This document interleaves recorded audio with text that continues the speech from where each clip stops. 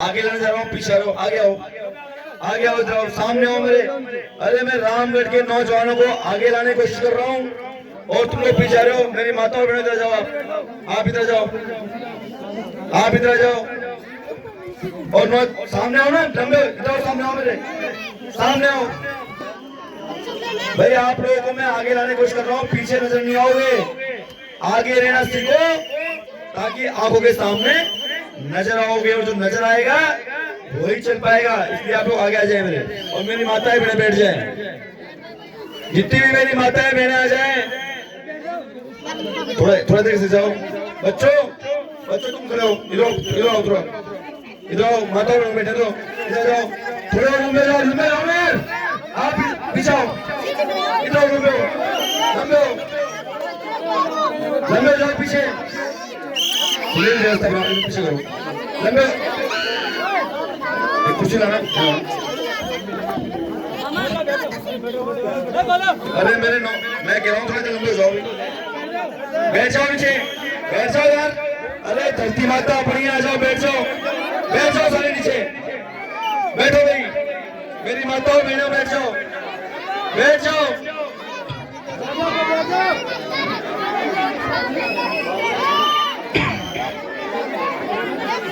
बच्चों बच्चों आवाज नहीं, बोल बाबा साहब अम्बेडकर अमर रहे, अमर रहे। मैं इस बस्ती माता के लोगों से पहले ही बोल दूं कि आपके बीच में कोई नेता नहीं आया। आपकी बस्ती में आपका बेटा और आपका भाई है और मुझे कोई भाषण देने का शौक नहीं साहब। इसलिए खास तौर से मेरे सामने जो नौजवान खड़े हैं, जोश के अंदर, जोश में होश बनाए रखो। हमारे बीच में हमारी माताएं बहनें कितनी शांति से बैठी हैं। अरे क्या आप लोग ये धरती के अंदर बैठ सकते हैं कि बताओ मेरे को, बैठ सकते हैं आप लोग, बताओ मेरे को। ये धरती जिसमें मिट्टी में मिलना है, इसे पैदा होंगे हम। अरे भाई हमारे पास मान सिंह के पास और इस मोहल्ले में जिन्होंने कार्यक्रम किया, हमारे इतना पैसा नहीं है। हम लोग तो पैसा होता तो लंबे लंबे टेंट होते, मोटे मोटे गद्दे होते, लेकिन वो होता है नंबर 2 का पैसा। इसलिए आप पैसा आप बैठ जाओ, बैठ जाओ। और जो आप लोग इधर जाओ, इधर से सामने आओ, पीछे सामने आओ ना आप लोग यार, गजब आदमी हो यार। यार मैं आप लोगों से कह रहा हूं कि आपके बीच में मैं बातचीत करने आया हूं मेरे भाइयों, भाषण देने नहीं है। और आपके भाई को 5 मिनट सुन लो। अरे भाई मैं बाबा साहब अम्बेडकर को मानने वाला व्यक्ति हूँ, भगत सिंह की विचारधारा पर चलने वाला व्यक्ति हूँ। अरे किसी पार्टी का या नेता का गुलाम नहीं हूं मैं। अब आपको यदि क्रांतिकारी आदमी पसंद है तो शांति से 5 मिनट के लिए बैठ जाइए, उसके बाद मैं चला जाऊंगा। नहीं बैठोगे तो देखे मैंने आपके मोहल्ले के हाल, कितने बुरे हालात आपके मोहल्ले के, कोई नहीं पूछेगा आप लोगों को। इसलिए मैं भाषण देने नहीं है। अगर 5 मिनट मेरी बात सुन लोगे तो इस मोहल्ले को इतना सुंदर और इतना स्वच्छ बना दूंगा, ये जिम्मेदारी मेरी। लेकिन सुन लो, उद्घाटन करने से व्यवस्था कभी बदलती नहीं नौजवानों। शांति सुनो, इनकी ये प्रक्रिया पूरी कर लें और उसके बाद आपका भाई आपसे 2 मिनट मेरे जो विचारों कहूंगा।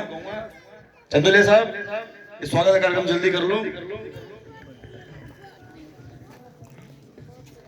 बच्चों सिटी मत जाना, ठीक है, जब तक कार्यक्रम खत्म नहीं हो।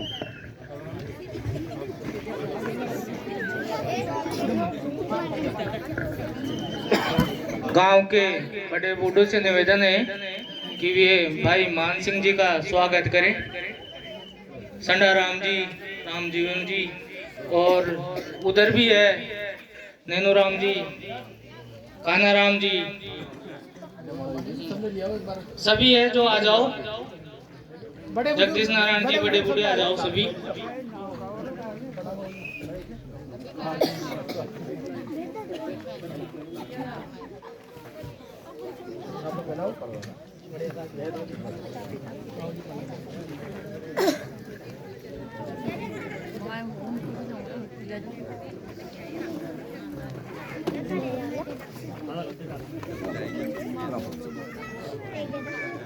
Gracias.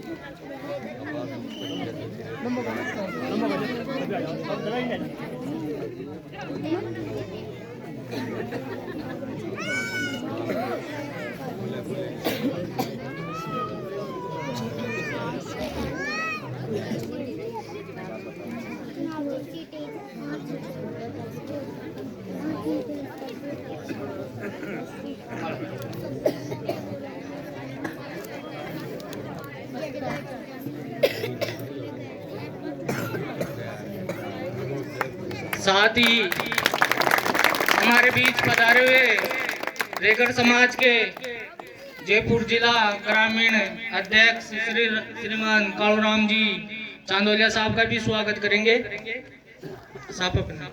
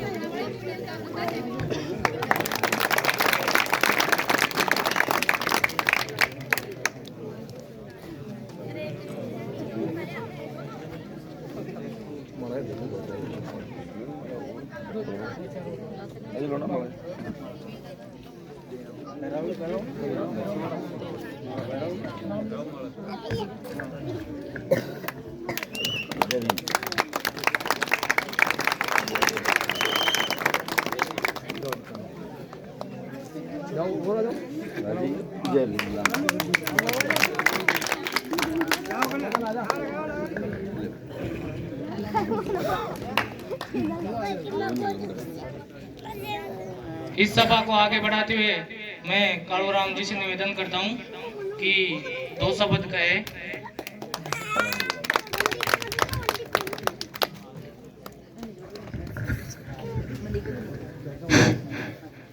खरकड़ा की इस पावन धरा पर मेरे बड़े बुजुर्ग माता बहने जो भी यहाँ पधारे हैं, मैं उन सबको प्रणाम करता हूँ, इस सभा को प्रणाम करता हूँ। मेरा नाम कालूराम चांदोलिया है। मैं वही कालूराम चांदोलिया हूँ जो एक ओम प्रकाश रेगर को जब मार दिया गया था रामपुरा खुर्द में, तो मैं पूरी रात लड़ता रहा था। इंद्राज गुजर के कपड़े फाड़े। मेरे को एक ही आदमी ये कहा कि तू लड़ता रहे, मैं तेरे साथ में खड़ा हूँ। अगर कोई हिंदुस्तान की जेल नहीं जो तेरे को बंद करे वो मान सिंह मीणा जी है। इनका आशीर्वाद मेरे को हमेशा मिलता रहा। इनके बदौलत ही मैं हमेशा लड़ने के लिए हमेशा तैयार रहता हूँ। समाज की हर मांग को मनोरपुर में भी जब हंसराज रेगर को मारा गया तो वहाँ बैठा रहा। भाई साहब ने कहा कि मैं कानून की लड़ाई मैं लड़ लूंगा, आप तो समाज की लड़ाई लड़ो। तो मैं ऐसे भाई साहब का इस रेगर समाज की बस्ती पर स्वागत करता हूं, अभिनंदन करता हूं। और मैं ज्यादा भाषण नहीं दूंगा क्योंकि ये चुनाव का समय है और चुनाव में काफी भाषण आप लोग सुनते हो। नेता तो काफी लोग आते हैं लेकिन बाद में 5 साल तक आपको कोई नहीं पूछता है। और मैंने इनका ये टैलेंट देखा है कि ये नेता बनने के लिए न्याय थे। एक दुलाराव जी के मैटर में यहाँ उनको न्याय, एक पीड़ित परिवार को न्याय दिलाने के लिए आए थे, लेकिन इन्होंने जब यहाँ की दशा देखी, अभी एक वो डोला के पास में गांव है, कौन सा है, उसमें भी एक रेगर राजपुरवास में भी एक कालूराम रेगर को मार दिया गया था। उस वक्त भी भाई साहब काफी हमारे साथ में खड़े रहे। तो मैं इसलिए इनका दिल से सम्मान करने के लिए आया हूँ। मैं आप लोगों से गुजारिश करने आया हूँ कि ऐसे आदमी का साथ जरूर दो। ये एसटी रिजर्व सीट बकाया बिल्कुल है, कोई ना कोई बनेगा तो एसटी का आदमी ही यहाँ एमएलए बनेगा।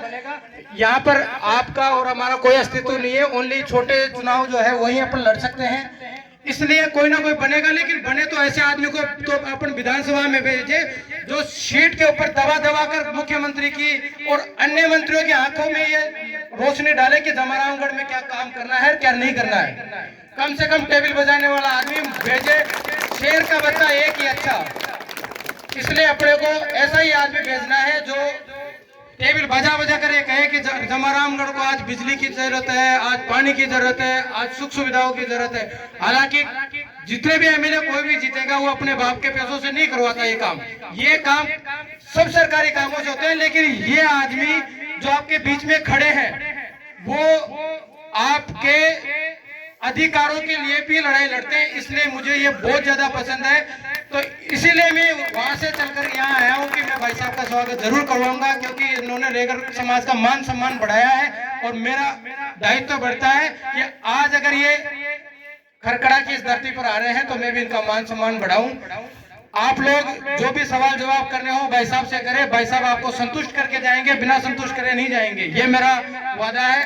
और अगर जीतते हैं तो इस गांव को कभी नहीं भूलेंगे, ये मेरे से लिखवा लेना आप। मैं यही कहकर इस सभा को प्रणाम करता हूं और मैं निवेदन करता हूं कि यहाँ के जो भी कोई अगर बोलना चाहे तो प्रवीण जी सभा को आगे बढ़ाओ। चलो वो कह रहे हैं कि मान सिंह जी भाई साहब का सुनना चाहते हैं तो भाई साहब। बोल बस्ती माता की, बोल भारत माता की, इंकलाब, बाबा साहब अम्बेडकर, बाबा साहब अम्बेडकर। ये मंदिर है क्या? सबसे पहले हनुमान जी को मंदिर से साहब बोल बजरंगबली की। सबसे पहले मैं अंबेडकर विकास समिति के अध्यक्ष, इस कार्यक्रम के आयोजन करता और यहाँ पर विराजमान समस्त मेरी माताओं और बहनों, मेरे बड़े बुजुर्गों और मेरे नौजवान साथियों, मैं आप लोगों का बहुत बहुत धन्यवाद और आभार प्रकट करता हूं जो आप लोगों ने मुझे यहाँ बुलाकर मान सम्मान दिया। अब मैं आपके बीच में, आप लोगों ने राजनीतिक भाषण बहुत सुने होंगे क्योंकि भी चुनाव का समय है। बरसात के समय मेंढक कैसे करता है, और अभी मेंढक की आवाज सुनाई दे रही है कहीं? क्यों? बरसात का मौसम नहीं है। जब बरसात आती है तो मेंढक टर टर करता है। ऐसे ही जब नेता आपके पास आके पैरों पड़ने लग जाए और मीठा मीठा बोलने लग जाए, समझ जाना चुनाव आ गए। मैं चाहता हूं कि आज आपके बीच में आपसे राजनीतिक बात ना करके आपसे दिल की और मन की बात करूं। बताओ, आप लोग मुझे भाषण सुनना चाहते हो या अंतर आत्मा की बात सुनना चाहते हो? अंतरात्मा की बात। तो शांति से 5 मिनट तसल्ली बनाए रखो मेरी माता और बहनों। अगर 5 मिनट मेरी बात सुन लोगे धैर्य बना करके, तो वादा करता हूं चुनाव का परिणाम चाहे कुछ भी रहे, मान सिंह मीणा ने जीत की हार की कभी परवाह नहीं करी। हारू चाहे जीतू, लेकिन यदि आप लोगों ने मेरे को जो वचन दिया वो निभा दिया और 5 मिनट मेरी बात सुन ली, तो वादा करता हूं मैं कभी आप लोगों के साथ कोई समस्या है, कभी दुख दर्द नहीं आने दूंगा। आज जंगा रामगढ़ के अंदर हालात ये हैं कि चाहे वो रेगर समाज हो, चाहे वो गुर्जर समाज हो और चाहे वो मीणा समाज हो, एक बात बताओ, कोई आदमी मर जाए और उसकी लाश पड़ी हो हमारे बगल में और हमारे घर में हमारे बच्चे का जन्मदिन हो, सारा कार्यक्रम रख लिया गया हो, तो आप मुझे बताओ वो लाश जो पड़ी है उसको न्याय पहले दिलाना चाहिए या बर्थडे पहले मनाना चाहिए? अब आप मुझे बताओ। मैं 3 घटनाओं का वर्णन आपके सामने करूंगा। पहली घटना तो अभी की है, 10 दिन भी नहीं हुए। ग्राम भूज के अंदर गुर्जर समाज का एक गरीब व्यक्ति लाइट से चिपक करके मर गया। सुबह 7 बजे धरना चालू हुआ उसको न्याय दिलाने के लिए। उसकी घरवाली रो रो करके वहां चीख रही थी, उसके बुजुर्ग पिता और उसकी बुजुर्ग मां रो रो करके बेहोश हो रही थी और हजारों जनता वहां खड़ी हुई थी और न्याय की गुहार कर रहे थे, और हजारों जनता वहां थी और ये इंतजार कर रहे थे कि सामने से भारतीय जनता पार्टी के और कांग्रेस के नेता आएंगे और हमें न्याय दिलाएंगे। सुबह 7 बजे से धरना चालू हुआ, शाम को 5 बजे तक धरना चला, लेकिन ना तो वहां भाजपा का नेता आया और ना कांग्रेस का नेता आया। जब मालूम किया क्यों नहीं आए, तो मालूम चला जम्मा रामगढ़ के अंदर डीजे के ऊपर नाचते हुए जनता से वोट मांग रहे थे। क्या मांग रहे थे? वोट। अब बताओ, वही नेता आपकी बस्ती में आके कहे कि मैं गरीब जनता की सेवा करूंगा, बताओ मेरी माता और बहनों पंचपट लोग कैसे सेवा करेंगे? बताओ कैसे सेवा करेंगे वो लोग? अरे जब लाश के ऊपर जो मां रो रही थी, जो पिता रो रहा था, जो बहन रो रही थी, उस वक्त तो अपनी राजनीतिक रोटियां सेक रहे थे और आज कहते हैं कि हम गरीब जनता की सेवा करेंगे। दूसरा किस्सा, दूसरा प्रकरण, राजपूत तालावास के अंदर, आप उस दिन मेरे साथ थे। राजपूत तालावास के अंदर एक रेगर समाज का एक बेटा, शायद उसके पिताजी होंगे यहाँ पे, कालूराम रेगर के पिताजी है क्या? भाई गए गाड़ी में हो, कालूराम रेगर के पिताजी कल तक सुबह मेरे साथ थे। नदी के अंदर लाश मिली, मालूम किया, पता चला कि लड़का बहुत होनहार, पढ़ाई में होशियार था, किसी प्रकार का कोई शौक नहीं था, लेकिन शायद उसका पढ़ाई में होशियार होना या उसके परिवार की खुशी हत्यारों को रास नहीं आई, जो उसको मार करके नदी के अंदर फेंक दिया। और जब हमने सुना, इन्होंने मुझे याद किया, तो मैंने चलो चलते हैं। और जब मैं नदी पे पहुंचा तो मैंने वहां का नजारा देखा कि क्षेत्रीय विधायक तो मौके पर थे ही नहीं, लेकिन भारतीय जनता पार्टी के वर्तमान प्रत्याशी महेंद्र पाल जी मौके पर मौजूद थे, भारतीय जनता पार्टी के और नेता भी मौजूद थे। हमने मांग रखी, लेकिन हमारी मांगों को नहीं माना गया और आनंद फानंद में उनको दबाव डाल करके उस बॉडी का पोस्टमार्टम करवा करके दाह संस्कार कर दिया और कहा कि तेरे बच्चे के साथ न्याय होगा, तुझे सरकारी सुविधाएं मिलेगी, मुआवजा मिलेगा, संविदा पे नौकरी मिलेगी। झूठा आश्वासन देकर के वो धरना खत्म करा दिया और हम वहां से चल गए। उसके 3 महीने के बाद जब उसको न्याय नहीं मिला, 38 लोगों के खिलाफ मुकदमा दर्ज और हुआ, क्योंकि राजनीतिक मुद्दा बढ़ गया दोनों पार्टियों के लिए। और 3 महीने बाद, 3 महीने तक जब उसके पिता नेताओं के चक्कर पे चक्कर काटते रहे, लास्ट में आके टूट गए, तो मुझे फोन किया, वकील साहब अब तो अंतिम आस आप ही बचे हो। मुझे गुस्सा आ गया। मैंने कहा जब न्याय की बात थी तो आप लोगों ने हमारी बात नहीं मानी, लेकिन जिसका बेटा मर जाता है उस माँ बाप को कहाँ से देता। उन्होंने कहा साहब हम तो नेताओं के झांसे में आ गए, आज भी वो परिवार न्याय के लिए भटक रहा है, लेकिन मैंने वादा किया है अगर आपका मान सिंह मीणा विधायक बनता है तो विधायक बनते ही सबसे पहले फाइल खुलेगी कालूराम रेगर के, उसको न्याय मिलाने की जिम्मेदारी मान सिंह मीणा। कानूनी प्रक्रिया तो मैंने चालू कर दी, कानूनी प्रक्रिया तो मैंने चालू कर दी, उसमें मुझे किसी की जरूरत नहीं है, लेकिन आप जानते हो कानून धीरे चलता है और राजनीतिक व्यवस्था बहुत तेज चलती है। तीसरा प्रकरण, ग्राम दूले राव जी के अंदर रतनलाल प्रकरण, जिसकी घरवाली को हत्यारों ने मार करके फेंक दिया और उसी को उसकी हत्या के आरोप में जेल में डाल दिया। उसकी लड़ाई लड़ी, 2 महीने तक मैंने मेरे घर बार छोड़े, और जब न्याय की लड़ाई में लड़ा तो पुलिस ने मेरे साथ क्या किया, मेरी बहनों मेरी माताओं, थाने के अंदर बंद करके मेरे पूरे कपड़े खोल के मुझे मार मार के मुझे बेहोश कर दिया। कहा वकील जमवा रामगढ़ छोड़ के चला जा, नहीं तो तेरी लाश नहीं मिलेगी।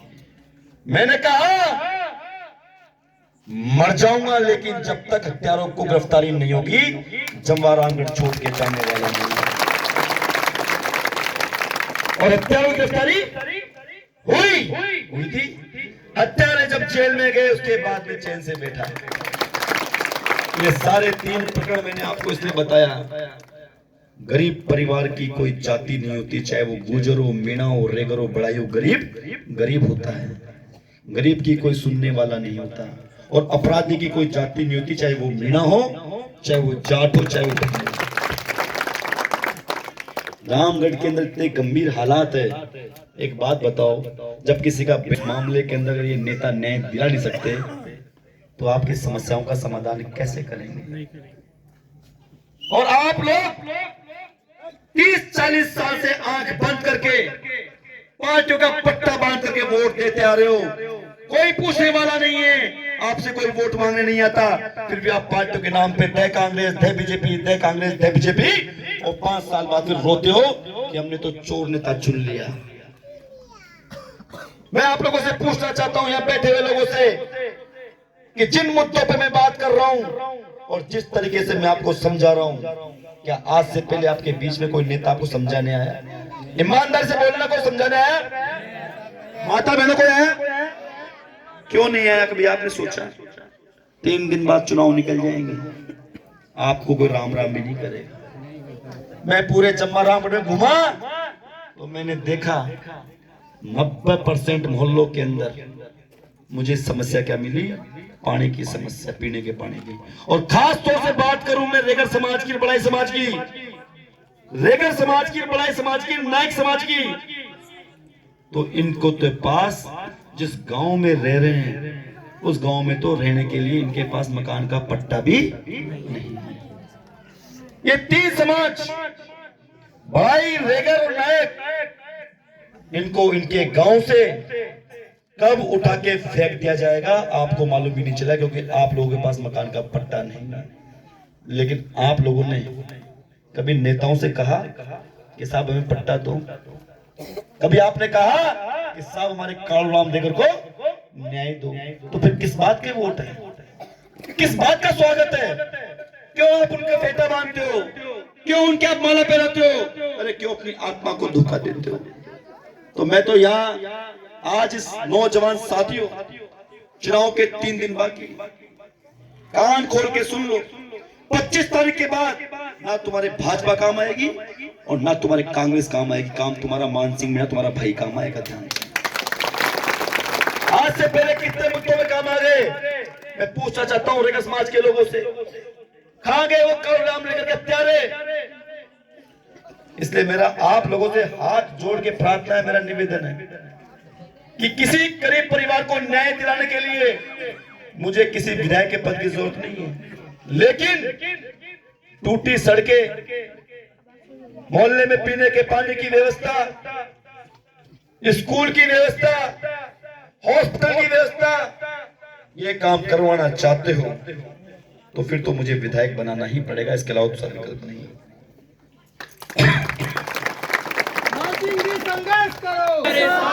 मैं पूछना चाहता हूं यहां बैठी हुई माता और बहनों से, आप मुझे बताओ कि आपके मोहल्ले में, इस रेगर मोहल्ले में समस्या क्या है? काहे की समस्या है? बेटा बेटा एक सेकंड रुको, देखो एक तो बातें मत करो। एक जना कोई भी खड़ा होकर के, मैं अभी 500 रुपए के स्टाम्प पे लिख के देके जाऊंगा आपको। एक जना खड़ा होकर बताए कि आपके मोहल्ले में समस्या क्या है?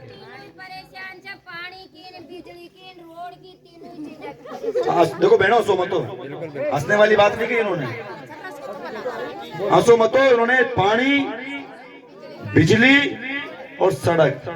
अब एक बात बताओ, बैठ गई ना?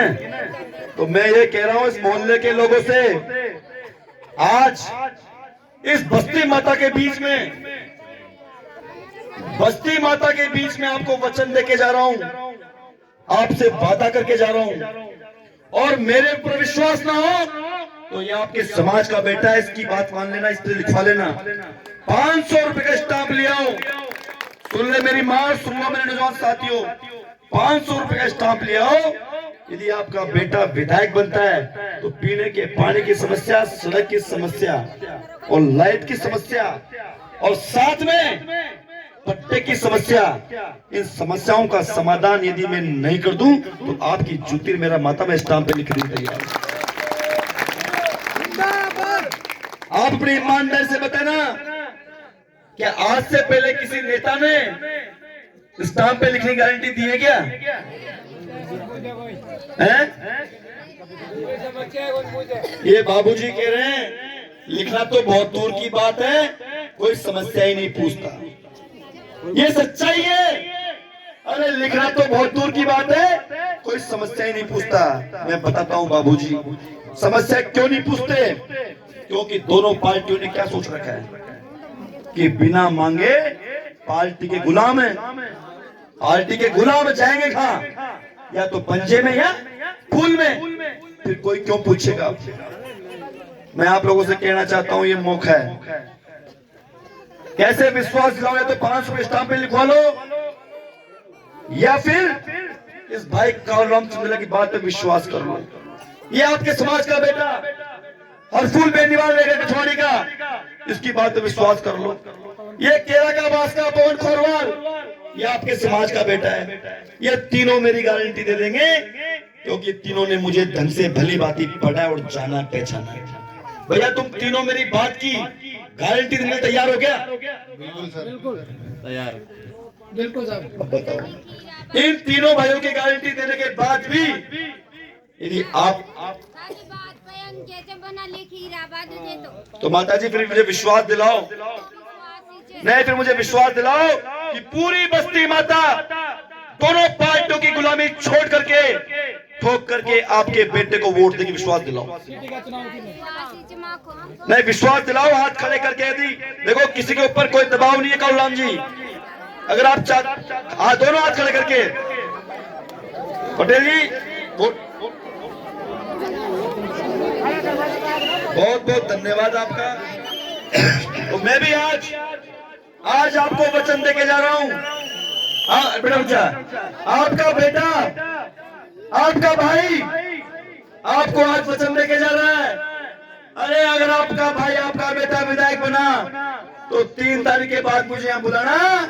पानी की समस्या, लाइट की समस्या और पट्टे की समस्या, इन तीनों समस्याओं को खत्म आपका बेटा, आपका भाई मान सिंह ना कर देगा। इसलिए मेरे नौजवान साथियों, 2 दिन बचे हैं।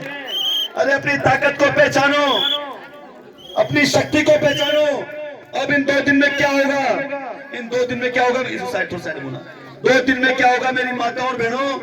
आपके मोहल्ले में पूछो कौन आएंगे? दलाल आएंगे, दलाल आएंगे दारू की बोतल लेकर के, पैसा बांटने के लिए, लोभ और लालच देने के लिए। और जब दलाल आपके मोहल्ले में आएंगे तो बताओ दलाल का स्वागत कैसे करोगे?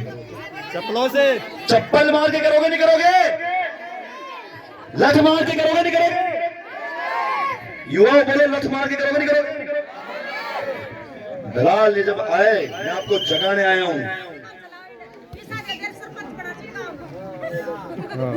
बिल्कुल सही है। माता जी सुनो, इन सारी व्यवस्थाओं को और इन दलालों को, इन चोटों को और इन भ्रष्टाचारियों का इलाज करने के लिए आपका बेटा मान सिंह मीणा है। एक बात तो एमएलए ने, इसलिए सरपंच की बात पे जाओ मत। मैं बात कर रहा हूं विधानसभा चुनाव की, इसलिए आप बस्ती माता के नौजवानों से मैंने कह दिया, आपके हाथ में है कि आप अपना भविष्य कैसा चाहते हो। अगर आप गलत आदमी को वोट दोगे, कमजोर व्यक्ति को वोट दोगे, तो फिर कल को ये मत बोलना कि हमारे साथ अन्याय हो गया। 25 तारीख का दिन है, वोट देने से पहले एक बार अपनी अंतर आत्मा में झांक करके ये देख लेना कि आपके बच्चों की सेवा कौन करेगा, तब वोट देना। लेकिन अपने वोट को गलत जगह पे मत देना। मेरा आप लोगों से निवेदन है, मेरा चुनाव चिन्ह ये पपैया है। मेरी माता और बहनों, मेरे नौजवान साथियों, अपने वोट को एक सच्चाई जगह ईमानदारी से देना। मैं आप लोगों से बहुत उम्मीद करके आया हूँ, आप लोगों का साथी हूँ, आपका भाई हूँ, आपका बेटा हूँ। वादा करता हूँ, वचन देता हूँ, जमा रामगढ़ को सबसे सुंदर और मजबूत तहसील में बना दूंगा यदि आप लोगों ने मुझे विधायक बनाया। बहुत बहुत धन्यवाद। बहुत आभार। मैं आपको एक बात और बता देता हूँ, ये कांग्रेस के जो पालतू चित्र आ रहे हैं, मैं आपको रिकॉर्डिंग सुना सकता हूँ बाकायदा। धर्मराज दोतोड़िया को आप लोग जानते होंगे। धर्मराज दोतोड़िया बेचारा जो प्रॉपर्टी का काम करके और एक कॉलोनी काट रहे थे, ये कांग्रेस की जो तितर है, इसने 2 बीघा जमीन उनसे मांग ली थी। एक रेगर समाज के आदमी से 2 बीघा जमीन मांग ली थी। और अगर आप मेरी बात का विश्वास नहीं करो तो आप खुद पूछ लेना धर्मराज दोतोड़िया को फोन करके। माजीपुरा गांव आप चाहो तो मैं रिकॉर्डिंग करवा, अभी मैं फोन करके आपको सुना सकता हूँ उस पे कि 2 बीघा जमीन मांगी थी या नहीं मांगी थी। बताओ, हमारे लोग क्या कमा के भी नहीं खा सकते? उसको क्यों दे दें फ्री में जमीन? किसी जाति से हमारी दुश्मनी नहीं है। हमारी ना तो इंदिराज गुज्जर से दुश्मनी थी, हम रामचंद्र सुरादना को भी वहां जिताने के लिए हम कोशिश कर रहे हैं, वो भी तो गुज्जर ही है। लेकिन हम गलत आदमी के विपक्ष में हैं। यहाँ गोपाल मीणा ने 2 बीघा जमीन हमारे आदमी से मांग ली, विधायक होते कालूराम रेगर को न्याय नहीं मिला। ये हमारे साथ में खड़े थे, इसलिए हम इनके साथ में खड़े हैं। बाकी अगर आपको ऐसा लगता है तो इस बात का वचन मैं देता हूं कि अगर ये जीत के आए तो मैं इनको पकड़ के मैं खुद लाऊंगा और ये आप कहोगे वो काम करवा के बताएंगे। अभी इसके बाद में भाई साहब को केलों से तोड़ने का प्रोग्राम है, तो भाई साहब जाए नहीं उधर। प्रवीण जी व्यवस्था कर दो और सब लोग उधर चलो, एक बार सारे लोग उधर। बहुत बहुत धन्यवाद।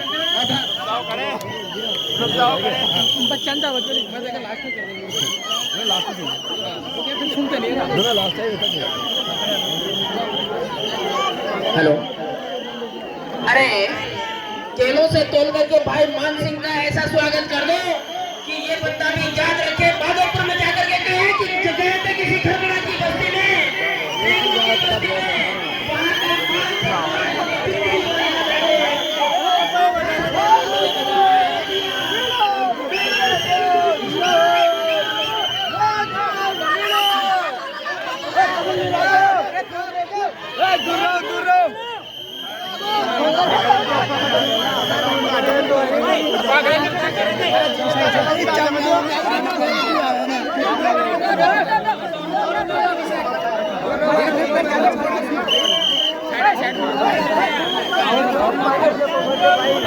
जगह तो छोड़ो।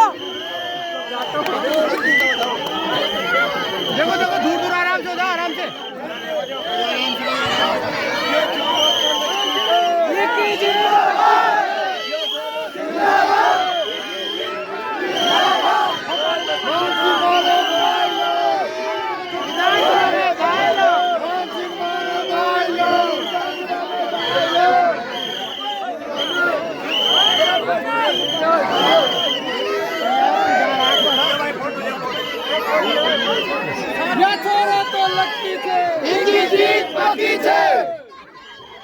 बेटे रुक जा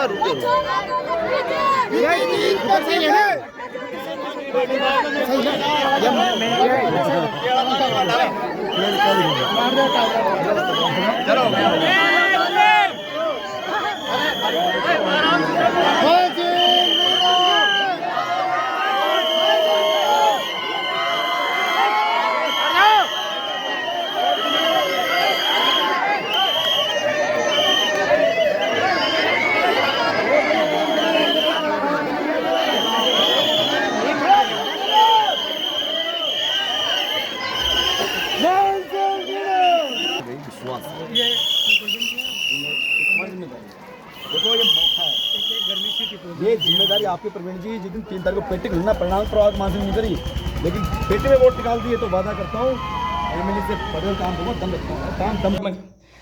तो वोट कुन्ना देवगा थे अब क्यों आ रहे वो भाई क्या करी थे कुन्ना देवगा वोट अब क्यों आ रहे? कुल में हाँ थे। मानसिंह में। हाँ चलो धन्यवाद। तो भाई आप वोट किसको दोगे? मानसिंह मीणा को। देने का रीजन? रीजन बहुत अच्छा आदमी है वो।